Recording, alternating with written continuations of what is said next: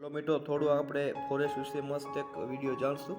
તો ભારતનું પ્રથમ રાષ્ટ્રીય ઉદ્યાન એટલે નેશનલ પાર્ક જો પૂછવામાં આવે તો 1936માં તેની સ્થાપના કરવામાં આવી હતી. જીમ કાર્બેટ રાષ્ટ્રીય ઉદ્યાન ઉત્તરાખંડમાં આવેલું, જેનું હાલમાં એનું નામ બદલી રામગંગા નેશનલ પાર્ક કરવામાં આવેલું છે. ભારતનો સૌથી મોટો રાષ્ટ્રીય ઉદ્યાન પૂછો તો લદ્દાખમાં આવેલું છે. હેમિસ રાષ્ટ્રીય ઉદ્યાન છે, લેહ જિલ્લામાં આવેલું છે. ભારતનો સૌથી નાનો પૂછે ને તો આંદમાન નિકોબારમાં આવેલું છે સાઉથ બટન રાષ્ટ્રીય ઉદ્યાન. અને ભારતનું એક તત્વ રાષ્ટ્રીય ઉદ્યાન પૂછે તો મણિપુરમાં આવેલું છે કેબુલ લાંગજાઓ, જ્યાં આપણે સાંઘાઈ હરણ જોવા મળે છે.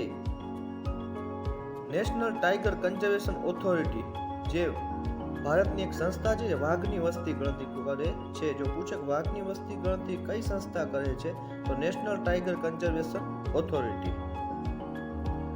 એશિયાઈ સિંહ ગુજરાતના ગીરમાં નેશનલ પાર્કમાં જોવા મળે છે, બરોબર.